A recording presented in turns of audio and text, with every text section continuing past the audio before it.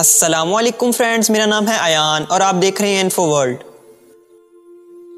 ये बात है 1967 की, जब ग्रीस के साहिल से कुछ दूर समुंदर में कुछ ऐसा मिलने जा रहा था जो आने वाले वक्त में साइंटिस्ट के लिए बहुत ही ज़्यादा हैरान कुन और अहम होने वाला था।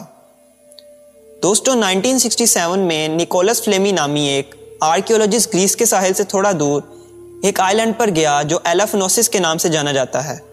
निकोलस समुंदर में कुछ नया तलाश करने जाता था, लेकिन हर बार इसे खाली हाथ लौटना पड़ता था। लेकिन इस बार निकोलस की जिंदगी बदलने जा रही थी।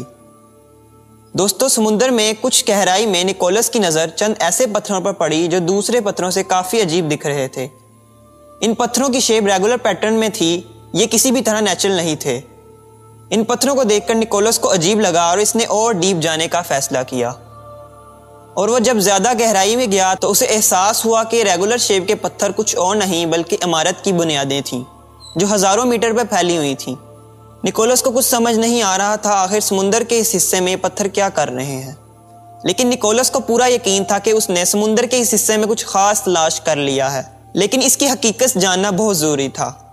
अगली बार निकोलस इस जगह पर गया, लेकिन इस बार पूरी तैयारी के साथ। निकोलस के साथ आई पूरी टीम हैरान रह गई जब इन्होंने इस जगह पर दूर दूर तक फैला ऐसा सामान देखा जो इंसानों के काम आता था।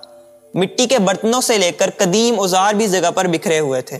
टूटी हुई कच्ची इमारतें और कच्ची सड़कें भी यहाँ मौजूद थीं। दोस्तों, ये कोई छोटी मोटी बस्ती नहीं बल्कि निकोलस ने एक बहुत बड़ा शहर दरियाफ्त कर लिया था जो हज़ारों साल पहले गुम गया था। इस अंडर वाटर सिटी को पाब्लो पेट्री का नाम दिया गया, जिसने 1967 के बाद आर्कियोलॉजिस्ट और रिसर्चर की नींदें उड़ा रखी थीं। आखिर ये कितना बड़ा शहर था, यहाँ रहने वाले लोग किस ज़माने में यहाँ बसते थे, और सबसे अहम सवाल ये कि क्या यही वो शहर एटलांटिस है जो प्लेटो के मुताबिक 11,000 साल पहले एक बहुत बड़ी तबाही का शिकार हो गया था। यही वो सवालात थे जिसका जवाब तलाश करने में साइंसदानों को कई साल लग गए, लेकिन कुछ हासिल ना हुआ। लेकिन जैसे जैसे जदीद दौर आता गया तो साइंसदानों ने एक बार फिर रिसर्च स्टार्ट कर दी। यूनिवर्सिटी ऑफ नोटिंगम से ताल्लुक़ रखने वाले आर्कियोलॉजिस्ट डॉक्टर जॉन हेंडरसन ने जदीद टेक्नोलॉजी की मदद से इस शहर में मज़ीद रिसर्च शुरू कर दी। इन्हें यहाँ से मज़ीद ऐसे ऐसे औजार मिले जो कदीम ज़माने के लोग अपने रोज़मर्रा की ज़िंदगी में इस्तेमाल करते थे, और यहाँ से कई कब्रें भी मिली जो उस कदीम दौर के इंसानों की थीं। ग्रीस से कुछ दूर समुंदर के इस हिस्से में मिलने वाले कदीम शहर में इंसानों के बसने की कई सबूत मिल चुके थे, लेकिन सिर्फ डाइविंग से इस कदीम शहर की हकीकत मालूम करना मुश्किल था। इसलिए आर्कियोलॉजिस्ट ने इसकी असल हकीकत जानने के लिए सोनार स्कैनिंग का इस्तेमाल किया। दोस्तों, सोनार एक ऐसी टेक्नोलॉजी है जिसे पानी में रखा जाए तो एक ख़ास किस्म के साउंड वेव्स पैदा करती है जो पानी के सतह से छूकर वापस रिसीवर में आ जाती है, जो इसे कैप्चर कर लेता है और इसका 3D मॉडल तैयार करता है। सोनार स्कैनिंग के बाद पाब्लो पेट्री का 3D मॉडल बनाया गया जिसने इस शहर की असल हकीकत से पर्दा उठा दिया, जो डाइविंग के जरिए मुश्किल था। 3D मॉडल में इस डूबे हुए शहर का मंजर देखकर यकीन करना मुश्किल था, क्योंकि इस शहर को एक तरतीब में और पूरी प्लानिंग के साथ बनाया गया था, जिसमें छोटे छोटे घर और बड़ी बड़ी इमारतें शामिल थीं।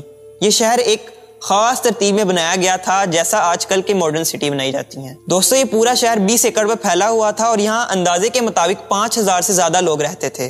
लेकिन सवाल ये है कि ये लोग कौन थे और किस जमाने में यहाँ रहा करते थे। आर्कियोलॉजिस्ट को जो मिट्टी के बर्तन यहाँ से दरियाफ्त हुए उनकी कार्बन डेटिंग से ये मालूम हुआ कि ये बर्तन 5,500 साल पुराने थे। क्योंकि मिट्टी के बर्तन ब्रॉन्ज एज में बनाए जाते थे, इसलिए साइंटिस्ट को यकीन था कि ये शहर 5,500 साल पुराना था। दोस्तों, आर्कियोलॉजिस्ट को पानी के नीचे इस शहर के मलबे से कुछ ऐसे सबूत भी मिले जिससे ये बात साबित हुई कि पाब्लो पेट्रीज कदीम दौर में मैन्युफैक्चरिंग कॉटन हब हुआ करता था और ये लोग कपड़े बनाने का काम करते थे। कदीम दौर में जब भी कपड़ा बनाया जाता था तो धागे के किनारों पर एक जितने वजन के पत्थर लटकाए जाते थे। इन पत्थरों को लूम वेट्स कहा जाता था और ऐसे ही लूम वेट्स आर्कियोलॉजिस्ट को पाब्लो पेट्री की लोकेशन से मिले।